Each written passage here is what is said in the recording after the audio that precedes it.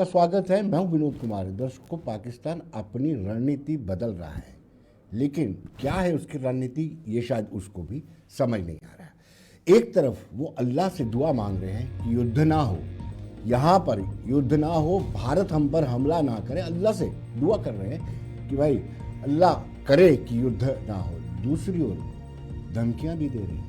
दूसरी ओर इस तरह की धमकी दे रही है कि सिंधु पर अगर कोई बांध बनता है तो हम वहीं पर जाकर के अटैक करेंगे। ये दोगलापन किसको दिखाना चाहते हैं? दूसरी ओर मुस्लिम कंट्रीज में जाकर के झोली फैला जा रही है, झोली फैला करके उनसे मदद मांगी जा रही है। वैसा मदद कीजिए हमें, इस वक्त हम संकट में हैं, भारत बहुत गुस्से में है, भारत हमारा नक्शा मिटा सकता है, ये आपसे गुजारिश है, आप हमें मदद कीजिए। दूसरी ओर ये कहना कि हम जांच में सहयोग करेंगे, ये पूरा सिरे से खारिज कर दिया जाता है, क्योंकि पहलगाम हमले के जांच में एनआईए ने प्राथमिकता में पाया है, स्टार्टिंग में पाया है कि इसमें लश्कर पाक सेना, आईएसआई और जैश का हाथ है।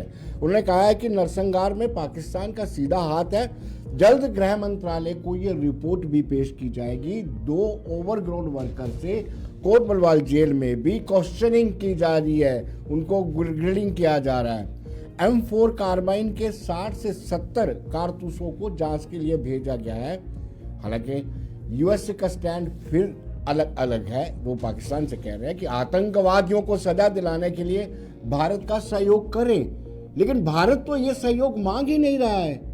भारत तो अब मुद्रा में है। भारत अब ऐसा करना चाहते हैं कि सदा के लिए आतंकवाद को खत्म कर दिया जाए, लेकिन उपराष्ट्रपति जेडी वेंस कह रहे हैं कि कहीं ना कहीं सहयोग किया जाए। भारत इस तरह की कार्रवाई करेगा जिससे बड़ा क्षेत्रीय संघर्ष उत्पन्न होगा, ये यूएसए को भी पता है। अमेरिका आतंकवाद को लेकर के भारत के साथ है। एक तरफ यूएसए ये कहता है कि आतंकवाद को लेकर के भारत के साथ है यूएसए, और दूसरा मोदी का पूरा समर्थन। यूएसए ने स्पष्ट तौर पर कह दिया है कि जो यूएस की नीति है उसमें प्रधानमंत्री नरेंद्र मोदी को पूरा समर्थन है। मीरवाइज भी बोले हैं, जंग किसी भी बात का हल नहीं है, वार्ता की जाए। कहाँ वार्ता? कौन सी वार्ता? क्या कोई समय है? हमने कितने मौके दिए? लाहौर बस लेकर के चले गए, हम बिना बुलाए पाकिस्तान चले गए। पाकिस्तानी नागरिकों की वापसी भी अखरी है उनको वापसी। कहीं ना कहीं आने वाले दिनों में आहिस्ता आहिस्ता आप देखिए किस तरीके से रंग बदलते हैं और पाकिस्तान कैसे घुटने टेकता है भारत के आगे।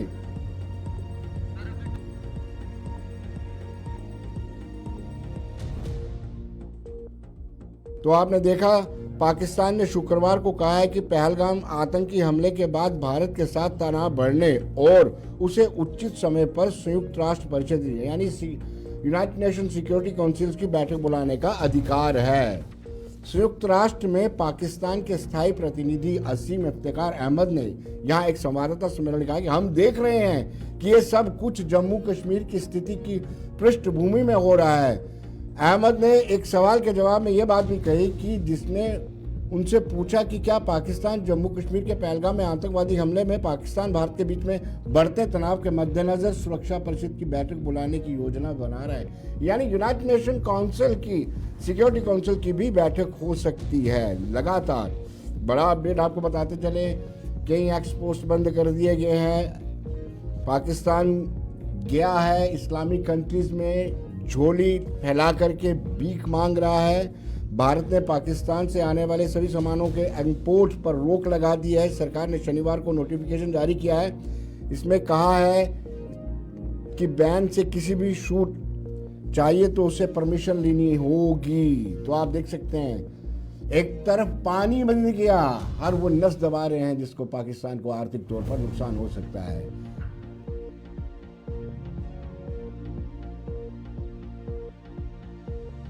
कहीं ना कहीं पाकिस्तान के रक्षा मंत्री ख्वाजा हफीज ने बयान दिया कि भारत अगर सिंधु नदी पर पानी रोकता है तो हम हमला कर देंगे। यही ख्वाजा हफीज हैं जो अल्लाह से ये कह रहे थे कि हमें अल्लाह करे कि पाकिस्तान हम पर हमला ना करे।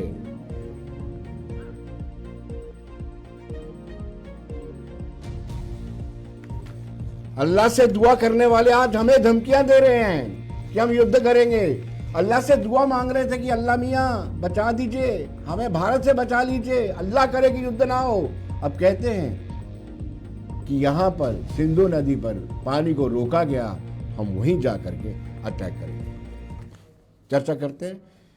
दिनेश सिंह जी हमारे साथ राजनीतिक विषय पॉलिटिकल एक्सपर्ट हमारे साथ जुड़ चुके हैं। कर्नल संजीत सिरमोही, रक्षा विशेषज्ञ कैप्टन अनिल गौड़। कैप्टन साहब आपका भी स्वागत है। और मन्नत द्विवेदी विदेश मामलों के जानकार हैं, आप सबका स्वागत है हमारे इस कार्यक्रम में। ये दोहरा मापदंड, गौड़ साहब आपसे शुरुआत करना चाहूँगा कि दोहरा मापदंड कैसा है? एक तरफ पाकिस्तान अल्लाह से दुआ कर रहा है कि भारत हम पर हमला ना करे, दूसरी ओर कहते हैं कि अगर सिंधु पर अगर किसी तरह का बांध बनाया जाता है, पानी रोका जाता है, तो वो उस जगह पर जाकर के हमला करेंगे।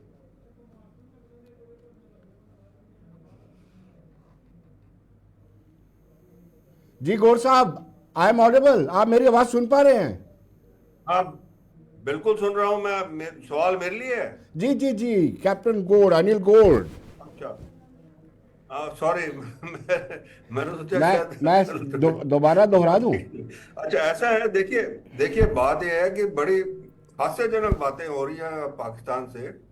एक तरफ से वो कहते हैं जी अगर पानी रोकेंगे तो खून की नदियां बह जाएंगी, बड़ा अच्छा है, शायद खून की नदियों से उनकी जो सिंचाई हो सकती है हो जाएगी, वहां जो राशन वगैरह की आपूर्ति है वो भी पूरी हो जाएगी। दूसरी बात जो ये कहते हैं कि जी अगर सिंधु नदी पे उधर बांध बनाया तो हम उधर जाके लड़ेंगे, वो भी बड़ा अच्छा है। पर हिंदुस्तान को क्या जरूरत है कोई और बांध बनाने की? देखिए, अभी जो एग्जिस्टिंग जो चीज है उसके अंदर मैंने कहा, पहले भी आपको कहा कि देखिए जितने डैम्स हैं हमारे, हमें एक सिंधु नदी की जो हमारी इंडस वाटर ट्रीटी थी उसके तहत एक पर्टिकुलर क्वांटिटी ऑफ वाटर जो है, क्यूसेक्स जो है, वो हर रोज भेजना था उधर, उसमें हम रोक नहीं लगा सकते थे। इसलिए हमने क्या था कि हमारे जो स्लूस गेट्स हैं वो खुले रहते थे, उस रोज पानी चलता रहता। जी हमें जी, सिर्फ बिल्कुल स्लूस गेट्स बंद करने तो हमने कर दिए हैं, राइट। वो ऑटोमेटिकली जो है पानी बंद हो गया। अब वो जब डैम भरता रहेगा, जब तक वो डैम एक ऐसे क्रिटिकल लेवल तक नहीं आएगा तब तक हम नहीं खोलेंगे। तो ऑलरेडी ये 1-2 दिन तक उधर वहां उनको पता लग जाएगा कि वहां से पानी जो है ऑटोमेटिकली बंद हो गया। वो ट्रिकल डाउन इफेक्ट जो लगेगा, क्योंकि यहाँ से जब बंद करेंगे आप तो टाइम लगता है पानी को इतना ट्रेवल करने में, वो पता लग जाएगा। अगर ये करना चाहते हैं अटैक, बड़ी खुशी से करें। भारत, मैंने कहा देखिए भारत इतना बड़ा मुल्क है, हमारी जो क्षमता है वो पाकिस्तान से तकरीबन 100 से, मैं कहूँगा 10 से 100 गुना ज्यादा है। हमें कुछ करने की जरूरत नहीं है, हमें सिर्फ अपनी ब्रह्मोस मिसाइल जो है उसी को हम अपने बाय एयर, बाय सी और बाय जो लैंड है उसका इस्तेमाल करके पाकिस्तान के जितने स्ट्रेटेजिक ये एसेट्स हैं, उनकी फौज जो जाए जहां वो LOC से लेकर और इंटरनेशनल बॉर्डर के ऊपर जहां जहां तैनात है, उनके जो स्ट्रेटेजिक एसेट्स हैं हम उनको डिस्ट्रॉय कर सकते हैं। हमें जरूरत ही नहीं है पाकिस्तान में जाने की। जी और बाकी जो हाल करना है वो बलूची करेंगे उनका, वो सिंधी कर देंगे उनका, वो खैबर पख्तून वाले कर देंगे उनका, वो पाकिस्तान ऑक्यूपाइड जम्मू कश्मीर वाले वो तो वैसे ही चाहते हैं मिलने के लिए वापस। तो ये हालत है उनकी। तो ये जो गिद्दड़ भक्तियां हैं, ये इसमें कुछ नहीं होना, क्योंकि भारत ने अब ठान लिया है कि एक बड़ी कैलकुलेटिव वे से चलना है। देखिए अभी जिस हिसाब से हुआ था, आपने देखा ऑपोजिशन भी किस हिसाब से लगी हुई थी, अभी जी अभी करो जी स्ट्राइक, अभी करो जी स्ट्राइक, पर नहीं, हमने नहीं किया, क्योंकि बड़ा एक आपने एक स्ट्रेटेजिक वे से चल रहे हैं हम, कि अगर हम उस टाइम स्ट्राइक कर देते तो क्या होता, इमीडिएटली जो है हमारा देश जो है पूरा का पूरा स्टैंड स्टिल हो जाता, पूरा लड़ाई के अंदर घुस जाता, एक दूसरा पाकिस्तान चला जाता सीधा। सारी दुनिया में देखो जी भारत ने हमारे पे आक्रमण कर दिया। वो जो पहलगाम का इंसिडेंट था उसकी जो पूरी तहकीकात थी वगैरह सारा रुक जाती। आज वो पूरी सामने आ गई है। NIA की जो इन्वेस्टिगेशन है, जो प्रीलिमिनरी रिपोर्ट है, उसके अंदर आ गया है कि उसके जो डिजिटल फुटप्रिंट्स हैं वो उन्होंने ले लिए हैं, वो उसके सारे डॉट्स कनेक्ट कर दिए हैं। और अब जो है यही जो ये सारी जो रिपोर्ट है ये सारी दुनिया के अंदर जाएगी। अब क्योंकि डिजिटल फुटप्रिंट्स हैं, पाकिस्तान उसमें ना नहीं कर सकता कि नहीं जी हमारा तो उसमें हाथ नहीं है। तो हिंदुस्तान एक बहुत बड़ा, मैं कहूंगा एक अच्छे पैदान पे है और बड़े तरीके से चल रहे हैं हम वेट करेंगे पाकिस्तान का। अगर पाकिस्तान करती है ऐसी हिमाकत तो इमीडिएटली अटैक होगा, नहीं तो प्राइम मिनिस्टर जी ने हमारे तीनों चीफ्स को बोल दिया है, आप प्लानिंग कर लें, आप अपने तौर पे प्लानिंग कर लें, कब कहाँ और कैसे और कितने फोर्स के साथ आपने करना है, जी वो जी भी आप प्लान कर लें। और जी। जब आप ये हमारे पास लेके आएंगे, हम आपको गो अहेड चलिए, कर मैं दे मल देंगे, त्रिवेदी जी के आप पास उसको। जाना चाहूँगा, लेकिन उससे पहले हमारे साथ डॉक्टर निर्मल सिंह जुड़ चुके हैं, जो फॉर्मर डेप्यूटी चीफ मिनिस्टर और इतिहासकार हैं। ज़्यादा इंपॉर्टेंट है कि वो इतिहासकार हैं, farmer deputy chief minister, farmer speaker और बड़े कर्मठ संघ के कार्यकर्ता रहे हैं, लेकिन वो इतिहासकार है। बतौर इतिहासकार हमसे जानना चाहेंगे कि इंडस वाटर ट्रीटी को लेकर के जो फैसला लिया गया, उसके बाद आज पाकिस्तान ये कह रहा है कि सिंधु पे अगर किसी ने हल्का भी पानी रोका तो हम वहीं पे जा करके अटैक करेंगे। डॉक्टर साहब, आई एम ऑडिबल? आप मुझे सुन पा रहे हैं? डॉक्टर साहब, ये डबल स्टैंडर्ड पाकिस्तान का। देखिए देखिए जी, पाकिस्तान हमेशा ब्लैकमेल करता रहा है जी और वही ब्लैकमेल का ये एक हिस्सा है। इंडस वाटर ट्रीटी जो है वन साइडेड थी, और उस समय के प्राइम मिनिस्टर जवाहरलाल नेहरू और कांग्रेस के जो है ये स्वीकार की गई, जहां तक कि इसके फेवर में कोई नहीं था। क्योंकि जिस प्रकार से आपने देखा कि जम्मू कश्मीर के चीफ मिनिस्टर उमरुद्दुल्ला ने भी कहा है, जो इसको अवेयरनेस में रखी है, उन्होंने स्वागत किया है। क्योंकि जो वेस्टर्न रिवर्स है जो जम्मू कश्मीर से होके गुजरते हैं, चाहे वो इंडस है, चाहे वो झेलम है, चाहे चनाब है, इसका हमें 20% तक का ही पानी आज तक मिलता रहा है, जो कि हमारे अगेंस्ट था।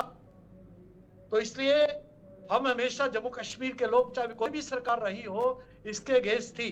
डॉक्टर साहब, सवाल ये है, डॉक्टर साहब सवाल, केंद्र नहीं सरकार नहीं, डॉक्टर साहब सवाल ये है कि ख्वाजा हाफिज उनके रक्षा मंत्री हैं, वो ये कह रहे हैं, क्या इतनी हिमाकत कर सकते हैं, इतनी हिम्मत है उनमें कि हम अपने टेरिटरी में। देखिए ये उनकी जी,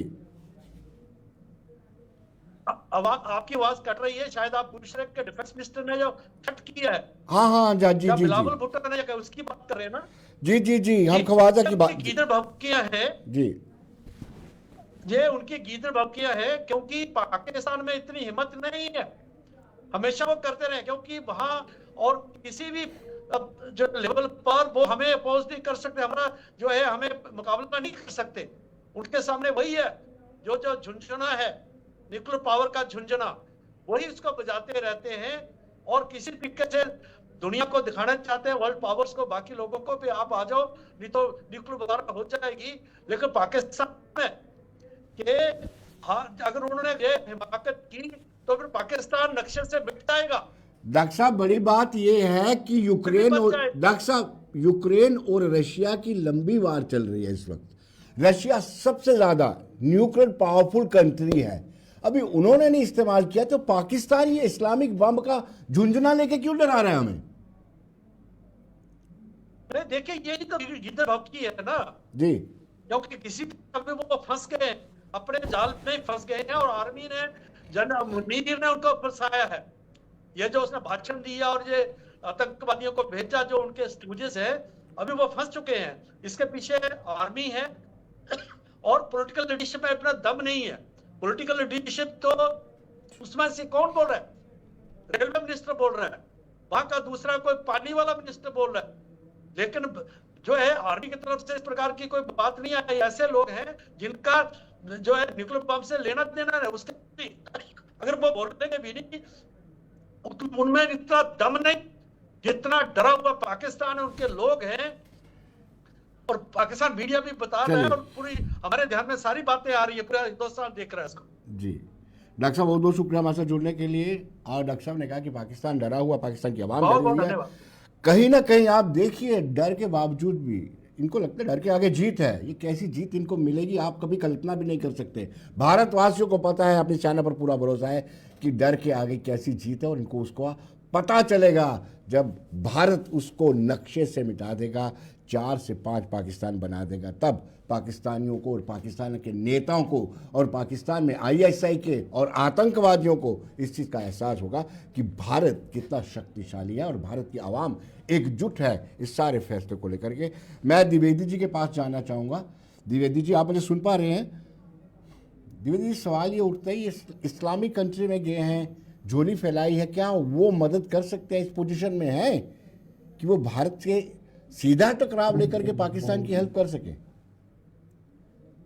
जी द्विवेदी जी। जी मैं यहाँ पर ये कहना चाहूंगा कि पाकिस्तान की जो माली हालत है, उनकी जो अर्थव्यवस्था की हालत है, इकोनॉमी की हालत है, वो कई वर्षों से खराब है। और बस यही हुआ था कि कोविड के दौरान और कोविड के बाद 2021 के बाद से उनका जो इकोनॉमिक कोलैप्स जो काफी इमिनेंट था, वो धीरे धीरे इंप्रूवमेंट की तरफ बढ़ा, वो धीरे धीरे सुधार की तरफ बढ़ा।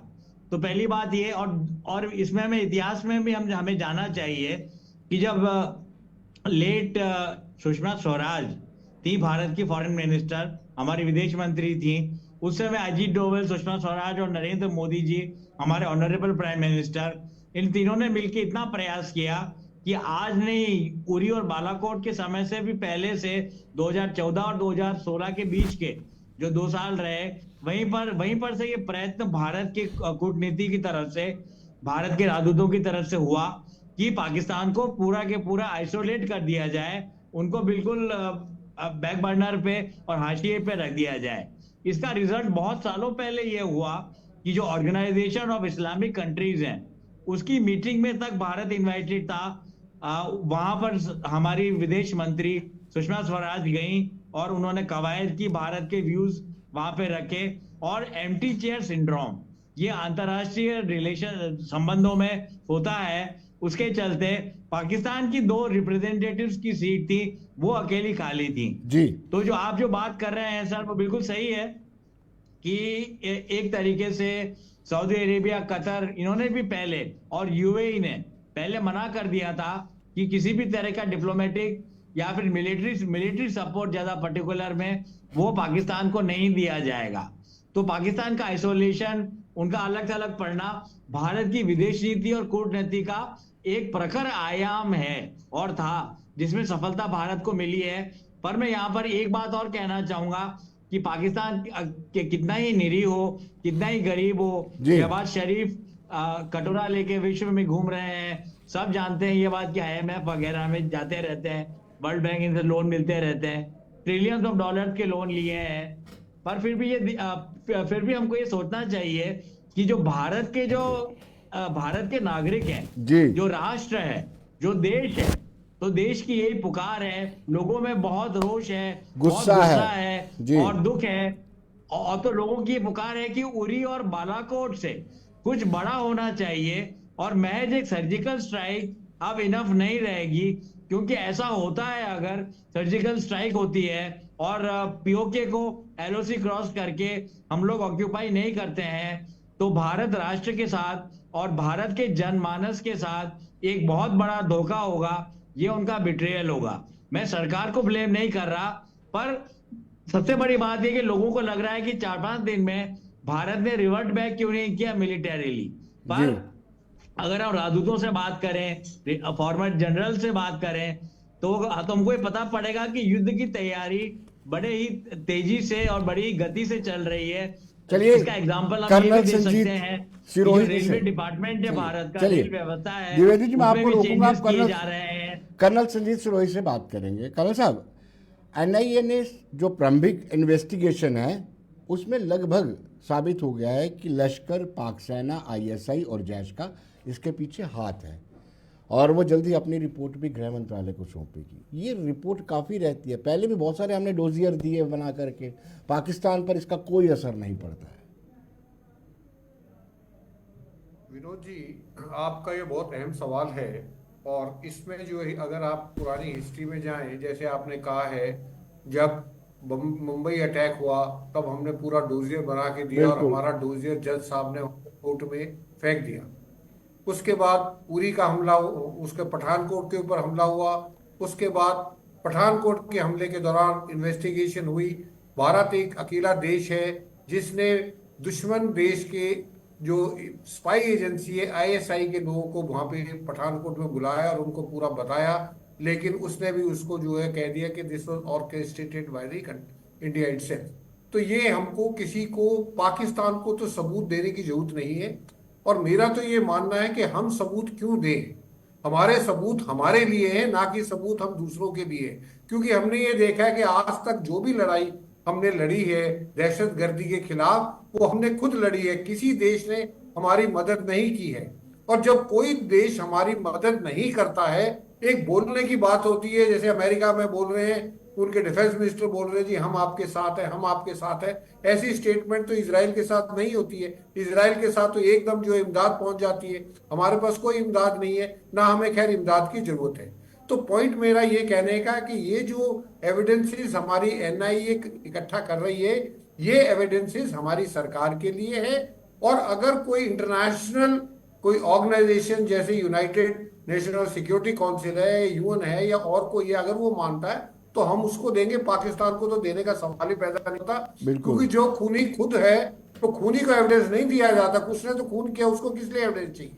Number one. चलिए नंबर दूसरा, दूसरा, अभी जो है द्विवेदी साहब कह संजीत रहे जी थे कि क्या आपको भारत लगता, पूरा देश जो है इंसाफ। संजीत जी क्या आपको लगता है कि पठानकोट में हमने आईएसआई को बुला करके गलती की थी? जब हमने आप शुरू से ही गलती करी है।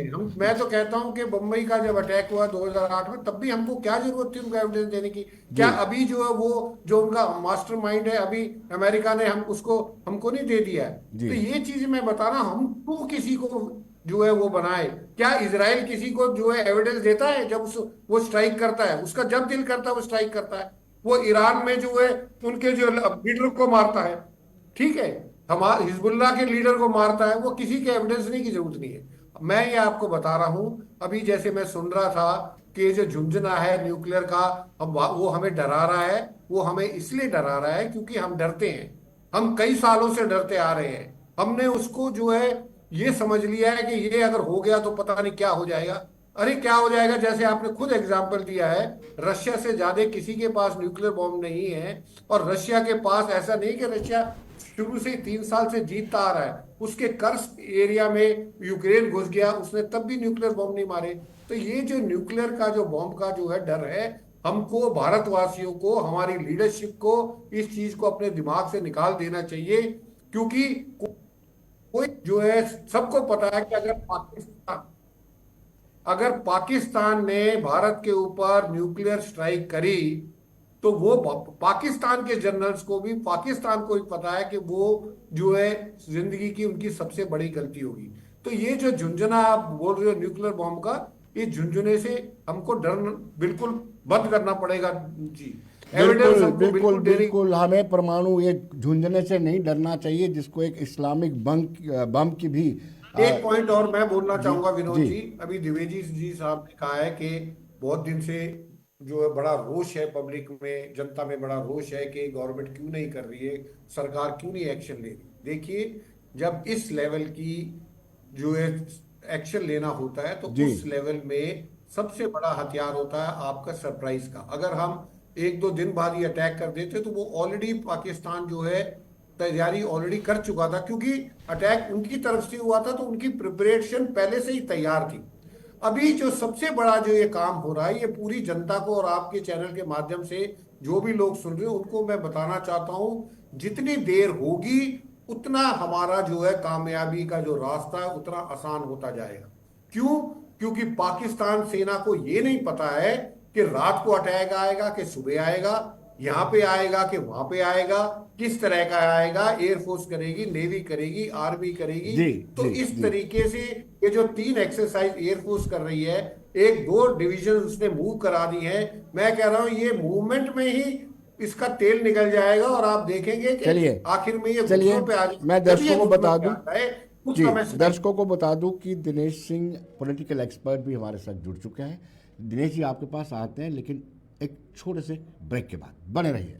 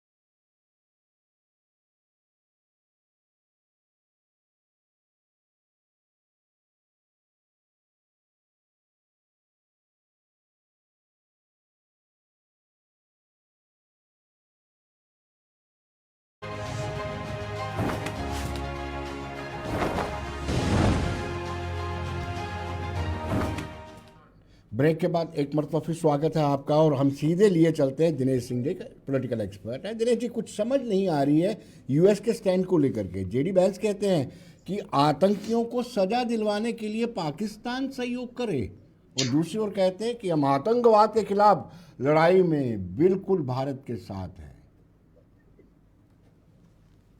आप सभी को प्रणाम मनोज जी। मैंने इससे पहले बहुत खूबसूरत तरीके जो चर्चा चल रही थी तो मैं उसका हिस्सा थोड़ा बना और सुनने का आप लेट आए ज्ञानी वक्ता है जी जी। हाँ, तो मैं थोड़ा चूक गया उस चीज से। तो देखिए ऐसा कि उसमें अब ये था कि जो मैंने सुना थोड़ा सा आपकी वजह से कुछ बोलना चाहूंगा कि जैसे कि बातें थी कुछ मैं सुनने को जो मुझे मिला था कि पाकिस्तान जो है उसको हमें सबूत क्यों देना और हम लोग सख्त जो है मिलिट्री एक्शन इस तरह का नहीं करते। तो देखिए आजकल के मॉडर्न टाइम्स पे सिर्फ हथियारों से लड़ाई लड़ने की आवश्यकता नहीं है ऐसे, और आपकी बातों का जवाब भी देखिए इसी में आ जाएगा जो आपने पूछा अभी। तो देखिए ऐसा है कि जैसे कि पुरानी कहावत है विनोद जी कि सांप भी मर जाए और लाठी भी ना टूटे। तो जरूरी नहीं है कि दुश्मन का नुकसान करने के लिए हमें अपनी लाठी तोड़ने की जरूरत है, क्योंकि आगे और बहुत सारे ऐसे सांप हैं जिनको मारने, तो लाठी को तेल पिला के रखने की और मजबूत करने की जरूरत है। तो हिंदुस्तान ने पूरे मजबूत तरीके से चाक चौबंद होकर के हमारी फौजी जो है, एयरफोर्स, मिलिट्री और नेवी जो है, और मुझसे अगर ये पूछा जाए कि पाकिस्तान की दूरी और देरी कितनी है उनको खत्म करने में, तो मैं कहूंगा कि जितनी देरी और दूरी दोपहर के लंच मतलब दोपहर का जो भोजन जो है उसमें और शाम की चाय मतलब उतनी दूरी का ही है सिर्फ है, उससे अलावा कुछ नहीं है। वो सारा देश पूरा जाता है और हमें देखिए किसी को सबूत या कुछ देने की आवश्यकता नहीं है।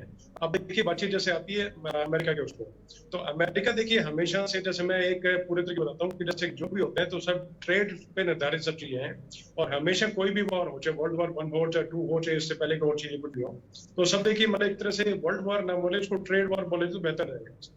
तो अभी भी चीजें देखिए उसी तरीके से हैं। तो अमेरिका जो है हमें बैकिंग कर रहा है, तो उसका भी कहीं ना कहीं निहित अपना स्वार्थ है। हमने अपने आप को बुलंद इतना करके रखा कि पहले कि बता कि तेरी रजा क्या है, उस वाले मुकाम पे हम लोगों ने लाके अपने आप को खड़ा किया। कोई हम पे आसान करने का काम नहीं कर रहा। इजराइल का देखिए तरीका जो है विनोद जी अलग है, हमारी स्ट्रेटेजी हमारा तरीका अलग है कि हमने अपनी लाठी को तोड़ना कि हमने अपनी लाठी पे खरोंच नहीं लानी देनी, और पूरे सारे के सारे जो उनके मतलब सभी जो मोर्चे थे पाकिस्तान के उनको धराशायी पहले कर दिया लड़ाई लड़ने से पहले। इकोनॉमिक पावर जैसे कि बनने की उसमें जा रहे थे, मतलब इकोनॉमिक पावर तो क्या बनने की सोचेंगे, लेकिन वो इकोनॉमिक अपने तरीके से और सेल्फ रिलायंट बनने की सोच रहे थे, कुछ जैसे आजकल इन्वेंशंस करने की और कुछ फैक्ट्रीज वगैरह और इससे इंडस्ट्रीज की मतलब न्यूज कई बार आती है ऐसे पाकिस्तान से। तो वो देखिए उसमें अपने तरीके से पूरा उनका किसी भी तरह का छोटा मोटा एक्सपोर्ट था या किसी भी तरह की चीजें थी वो सारी हमने पूरी बंद करवा दी। इंडस वाटर ट्रीटी को लेकर के बार बार मजाक उड़ाया गया कि भाई हमारे पास में मैं पूरे तरीके से मतलब बिल्कुल निष्पक्ष तरीके से बिल्कुल साफ तरीके से साफ पूरी से बता रहा हूँ चीजें से। तो देखिए बताया गया कि भाई इंडस वाटर ट्रीटी को कैंसिल करके क्या कर दिया, तो मखौल का विषय है, क्योंकि इसमें सीधे तरीके से हमारे पास में स्टोरेज की मतलब जो जरूरत जितनी होनी चाहिए उतनी नहीं, तो रोक के करेंगे क्या, उसको रोक के नहीं पाएंगे पानी। तो देखिए मतलब इंडस वाटर ट्रीटी का मतलब ये था कि हम लोग उसका जो कंट्रोल है उसको निर्धारित करेंगे उनके हिसाब से और अपने हिसाब से, जिसमें कि उनको नुकसान नहीं पहुंचे और उनको जो फायदा हो उतना पानी वापस जाए। अब ये कि उनको नहीं पता कि कितना पानी उनके पास 100 लीटर पानी आने वाला है या 10,000 लीटर पानी आने वाला है। जिस टाइम जरूरत हो तो उस टाइम पे रोक दिया, जिस टाइम नहीं जरूरत हो उस टाइम पे कुछ अलग तरीके से सप्लाई का कर दिया, तो वो चीजें हुई। दूसरा देखिए जैसे कि अमेरिका की जैसे बातचीत पर जैसे आपने पूछा, बेहतरीन आपने प्रश्न पूछा मनोज जी। अमेरिका जो है उसकी देखिए जो कॉर्पोरेट अपनी स्ट्रेटेजी है अपने तरीके से, जो व्यापार की और जो इनकी जो इन्वेस्टमेंट है इंडिया में, उसके नाते उनको इंडिया के साथ में खड़ा होना पड़ेगा, क्योंकि उनके पास में इस टाइम पे जो उनका बाजार जो है वो इस टाइम पे खत्म हुआ पड़ा है। और ये जैसे इससे पहले जो टैरिफ वॉर के पीछे बातचीत जो थी वो सिर्फ नेगोशिएशंस के पीछे सारी कहानी चल रही थी, उसको लेके इंडिया बहुत बेहतरीन तरीके से कि चुपचाप नीचे मुंह झुका के और अपनी जो नेगोशिएशन थी चुपचाप की और करके अपना चुपचाप अपने फायदे के हिसाब से और सारी व्यवस्था बना के अपना ट्रेड डेफिसिट वैसा रखा, ट्रेड डेफिसिट को कम किया, एक्सपोर्ट्स को बढ़ाया, इंपोर्ट्स को कम करने का काम किया। और अमेरिका ने इसी नाते से बताने का काम किया है कि अगर हमारी आवश्यकता पड़े तो हम साथ में आपके, और जैसे उनके विदेश मंत्री तो उन्होंने पूरे तरीके से सहयोग का वादा किया। विदेश मंत्री जयशंकर है उनके साथ में फॉरेन सेक्रेटरी होंगे, उनके एनएसए जो अभी जो पहले थे वो भी और अभी जो आने वाले वो भी कहीं ना कहीं टच में रहेंगे। तो वो चीजें आगे उस तरीके से करके पूरे तरीके से पूरा विश्व जो है उसमें जैसे कि मेन जो कंट्री है वो पूरे तरीके से हिंदुस्तान के साथ में खड़ी है, और इस टाइम पे पाकिस्तान अलग तरह। अनिल गौड़ जी से जानना चाहते हैं, कैप्टन अनिल गौड़ जी हैं और राजनीति में भी बड़े सक्रिय हैं। मीरवाइज उमर फारूक का स्टेटमेंट आता है, कहते हैं कि वार कोई सोल्यूशन नहीं है और उनको इसकी चिंता है कि जो पाकिस्तानियों को वापस भेजा जा रहा है उससे भी बड़े हाथ है। गौड़ साहब कैसे देखते हैं आप इस स्टेटमेंट को? विनोद जी यही तो विडंबना है हमारी यहाँ पे देखिए, मैं तो बहुत हैरान हूं अखबार में पढ़ के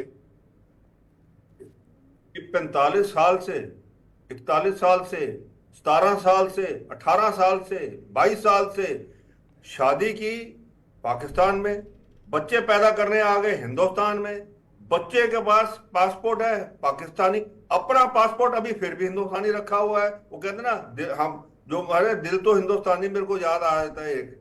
दूसरा, आप यहां देखिए विडंबना, जम्मू कश्मीर गवर्नमेंट में पुलिस के अंदर एक वो आदमी है जो एक पाकिस्तानी है, और उसकी बहन जो है वो सोशल वेलफेयर डिपार्टमेंट में नौकरी करके रिटायर भी हो गई। तो ये तो हालत है यहाँ पे। तो नेचुरली मिरवाइज जी को बड़ी तकलीफ होगी कि देखिए जी आप इनको निकाल रहे हैं क्योंकि ये तो हमारे लोग हैं। अरे भाई, आप मेरे को पूछे, मैं मिरवाइज से पूछना चाहता हूं, जब पंडित जी को वहां पे डीएसपी डीवाईएसपी पंडित को उसके बाहर जब गोली मार के उसको मारा गया, तब कहाँ थे आप? तब नहीं आपको कोई कि भाई ये क्यों कर रहे हैं? जब कश्मीरी पंडितों को वहां से भगाया आपने, तब नहीं था आपको? तब आप चुप रहे, तब आपने कहा बड़ा अच्छा जी चाह रहे हैं ये, ताकि हम इनकी जमीन जायदाद वगैरह सारा वो कर लें इकट्ठा। मैं इसी बात पे आता हूं कि हर ये जो जितने हैं, ये जितने, चाहे वो हिंदुस्तान के अंदर जितने ये लोग हैं, बहुत अच्छा कदम उठाया प्रधानमंत्री जी ने, और मेरे ख्याल से इसको पूरा स्ट्रिक्टली फॉलो करना चाहिए, और उसके साथ में एनआरसी अनाउंस करनी चाहिए। ये बजाय कास्ट सेंसस के अगर एनआरसी अनाउंस कर देते ज्यादा अच्छा होना था, ताकि आपके पास पूरी की पूरी एक सूची बन जाती कि कौन आदमी कहां से आया, इसको किधर भेजना है। और जितने ये लोग पाकिस्तान एक्सेप्ट नहीं कर रहा, आज अटारी बॉर्डर पे जितने एक्सेप्ट नहीं कर रहा, उनको हवाई जहाज में बिठा के जिस हिसाब से अमेरिका भेज रहा है, इनको डिपोर्ट कर देना चाहिए। क्योंकि एज पर यूएन रेजोल्यूशन वो बिल्कुल जिस कंट्री का आदमी होगा वो डिपोर्ट होगा, उसी country and that country has to accept. तो ये चीज जो है, इन लोगों की ये दोगली बातें जो हैं, ये इनकी ये लीडरों की ये सामने आ रही हैं, और ये सिर्फ कहने के लिए है, ये मगरमच्छ के आंसू बहाने के लिए हैं। बट अदरवाइज मैं आपको ये बता दूं, दिल इनका फिर वही पाकिस्तानी है। कोई इसमें तो मेरे को दो संकोच नहीं है कहते हुए, क्योंकि मैं तो इधर से जूझता रहा हूं इस स्टेट का बाशिंदा होने के नाते। आर्टिकल 370 से पहले प्रोटेक्टेड था, अब निकल गया, शुक्र है कि मैंने कहा निकल गया वहां से, तो अब हम कह सकते हैं हम सारे हिंदुस्तान के लोग हैं।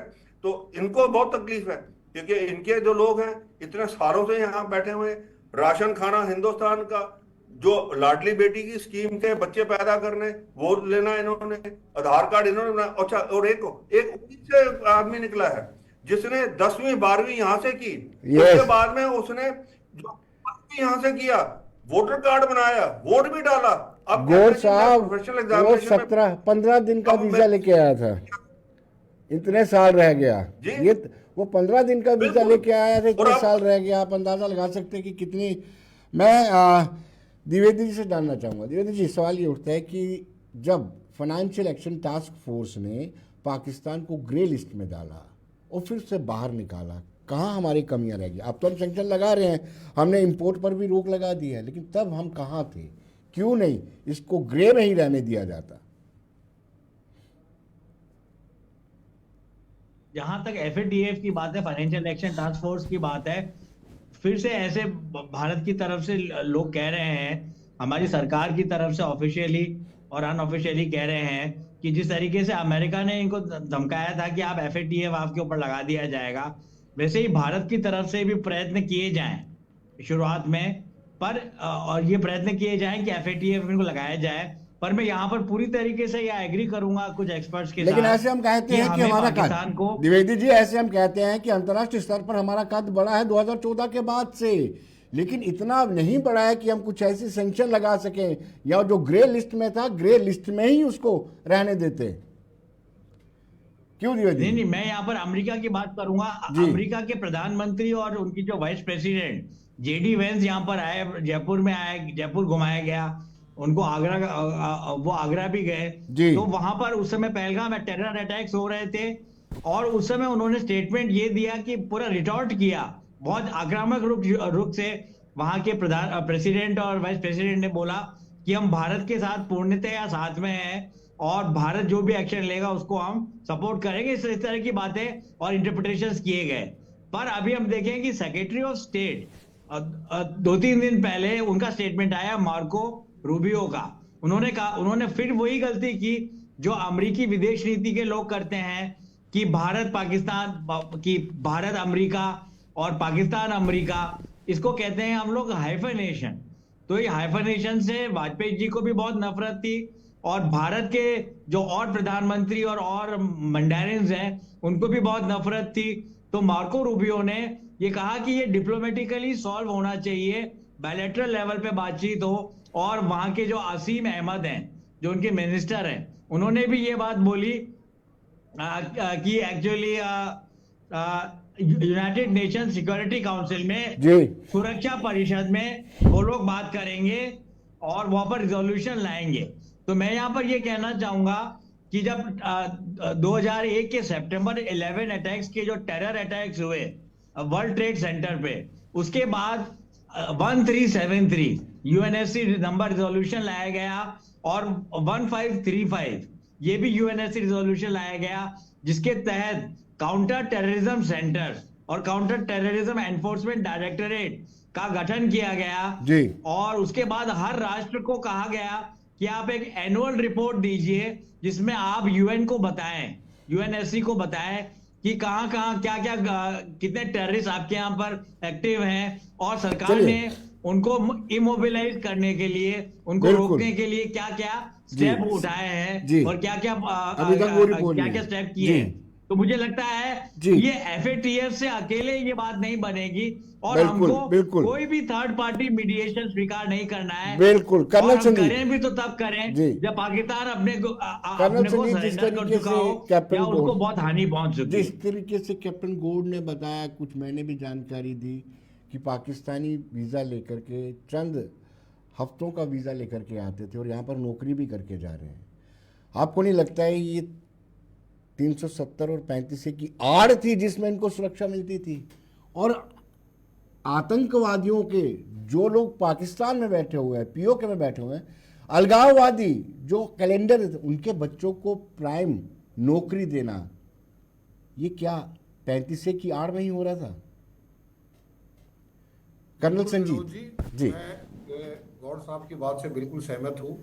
ये जो भारत के अंदर जो हमारी बड़ी जो दया वाली नीति है, हम बड़े ह्यूमैनिटेरियन ग्राउंड पे काम करते हैं, हम दिल से काम करते हैं, हम दिमाग से काम नहीं करते हैं, उसकी वजह से ये होता है। मुझे समझ में नहीं आता, जो 15 दिन का वीजा लेके आता है वो इतने सालों साल कैसे रह जाता है?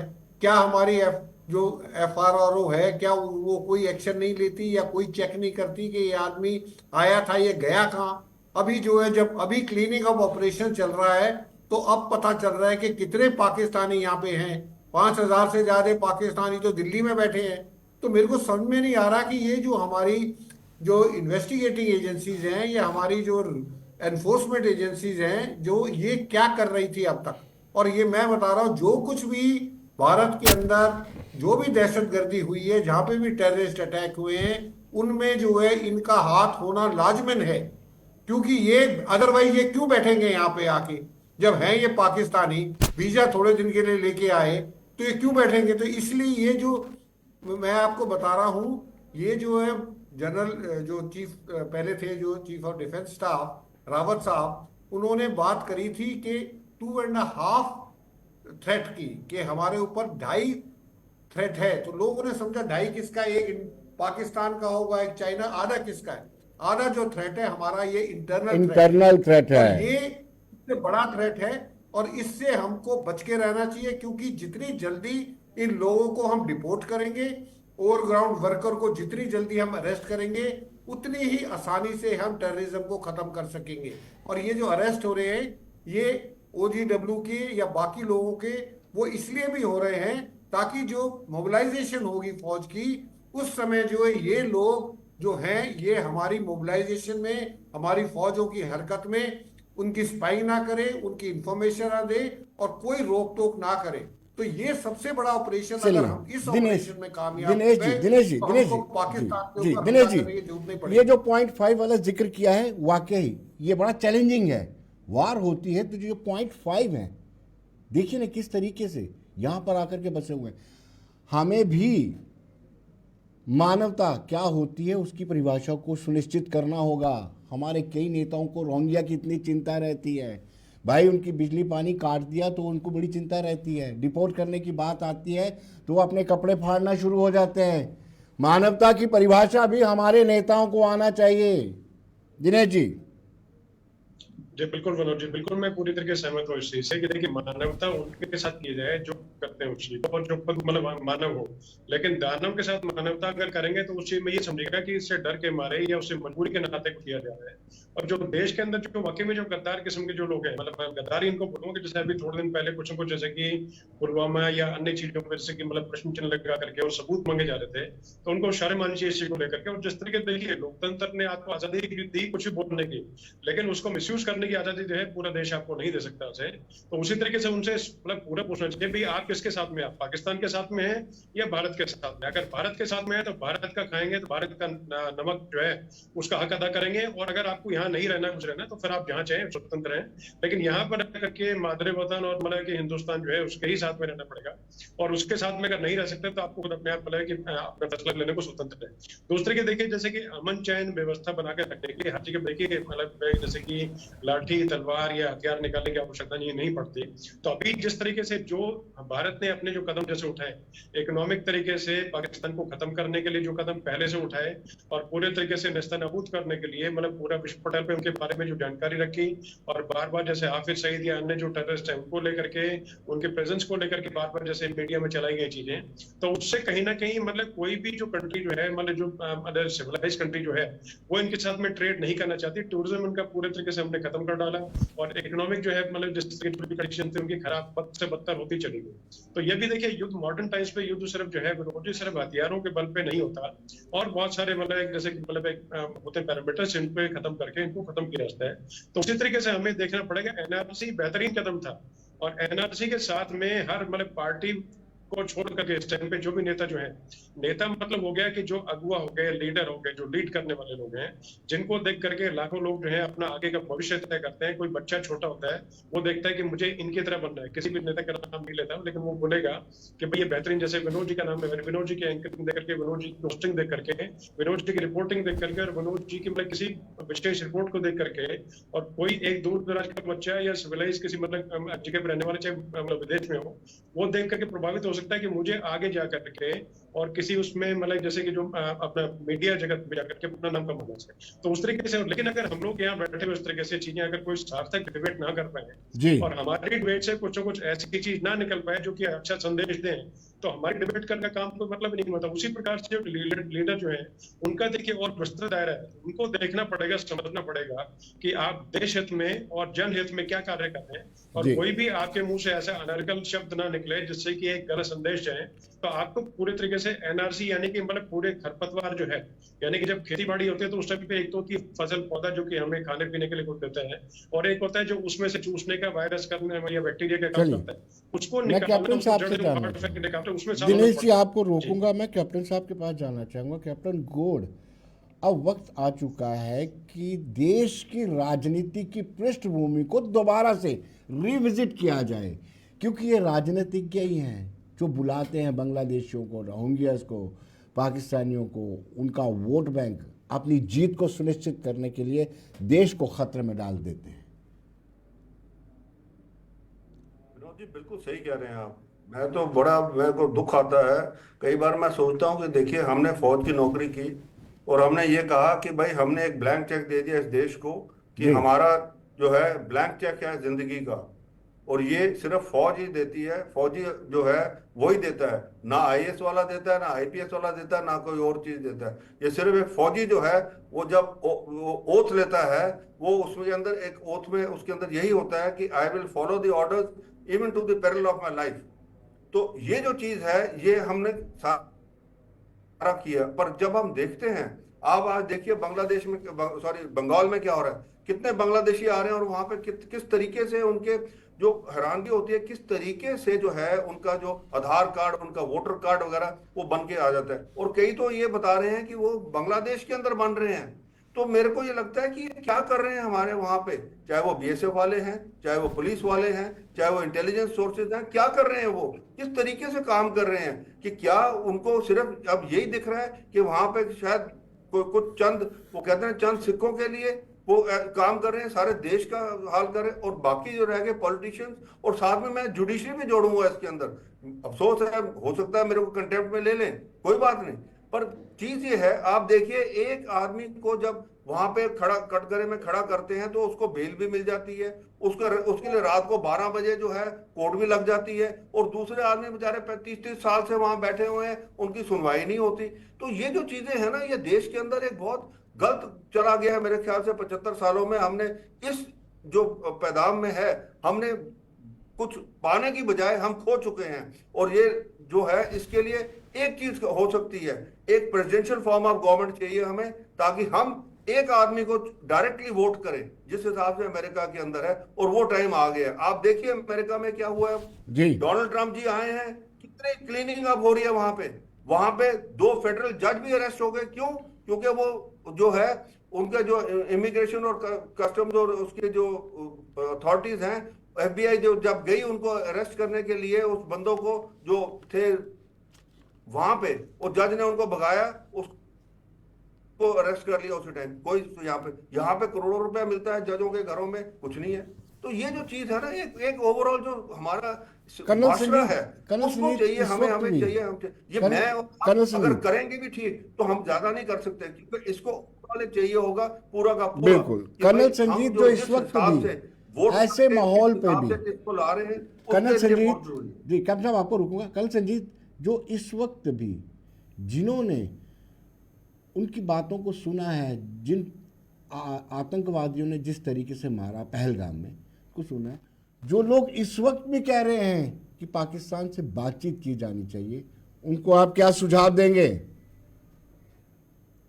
देखिए जी, मेरी नज़र में जो भी आदमी भारत के साथ नहीं है वो गद्दार है।